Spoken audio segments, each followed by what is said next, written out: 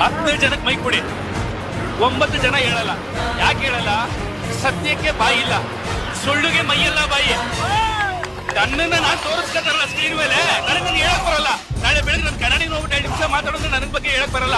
ನಿಮ್ಮನ್ ತೋರ್ಸ್ ನಿನ್ ಬಗ್ಗೆ ಹೇಳು ಅನ್ನೋ 2 ಅವರ್ ಬಿಡ್ತೀನಿ. ಓ ಇವ್ನು ಕೋಟ್ ಹಾಕೊಂಡವನೆ, ಬ್ಯಾಗ್ ಹಾಕೊಂಡವನೆ, ಬೈಕ್ ಇಟ್ಕೊಂಡವನೆ, ನಾನು ಕ್ಯಾಮ್ರಾ ಇಟ್ಕೊಂಡವನೆ, ನನ್ನ ಕನ್ನಡಿ ತೋರಿಸ್ಲಿ, ನಾನು ನೋಡ್ಕೊಳ್ಬೇಡ. ಅದೇ ಆಗಿರೋದು 2 ಕಾಲವರು ನಮ್ಮ ಭಾಷೆ ಏನ್ ತೋರಿಸವ್ರೆ, ನನ್ನ ತೋರ್ಸೋದ್ರ ಮೇಲೆ. ನೋಡೋ ನನ್ನ ಮಗನೇ, ಹಿಂದೆಯಿಂದ ಒಬ್ಬ ಹೊಡ್ಕೊಂಡೋಗ್ತಾವನೆ, ಮುಂದೆಯಿಂದ ಒಬ್ಬ ಹೊಡ್ಕೊಂಡೋಗ್ತಾವನೆ, ಮಲ್ಕೊಂಡಾಗ ಒಬ್ಬ ಹೊಡ್ಕೊಂಡೋಗ್ತಾನೆ, ಬೆಳಿಗ್ಗೆ ಎದ್ದಾಗ ಒಬ್ಬ ಹೊಡ್ಕೊಂಡಿದ್ದಾನೆ. ನೀನೇನ್ ಮಾಡ್ತಾ ಇದೀಯಾ? ಒಂದ್ಸಿನೇ ಜನರೇಷನ್ ಡೈರೆಕ್ಟರ್. ಅಲ್ಲಿ ಯಾರೋ ಶಂಕರ್, ಇಲ್ಲಿ ಅವನು ರಾಜಮೌಳಿ ಅಲ್ಲ, ಅವರೆಲ್ಲರಿಗಿಂತ ಅಪ್ಪ ಉಪೇಂದ್ರ.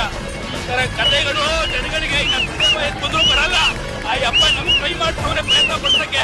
ನಾವು 10ನೇ ಕ್ಲಾಸ್ಗೆ 3 ಸತಿ 53%, 58% ಪಾಸ್ ಆಗಿರೋರು ಸಿನಿಮಾನ ಅರ್ಥ ಮಾಡ್ಕೋತೀವ ಸರ್?